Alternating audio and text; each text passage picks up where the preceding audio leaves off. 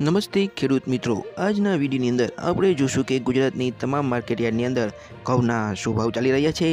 પણ મિત્રો, જો એની પહેલાં તમે ચેનલને સબસ્ક્રાઇબ ન કરી હોય તો ચેનલને સબસ્ક્રાઇબ કરી દેજો, જેથી કરીને ઘઉંના ભાવની અપડેટ તથા ખેડૂતોને લગતા સમાચાર તમને સૌથી પહેલાં મળી રહે। મિત્રો, તો ચાલો જોઈએ કે ગુજરાતની તમામ માર્કેટયાર્ડની અંદર આજે ઘઉંના શું ભાવ ચાલી રહ્યા છે।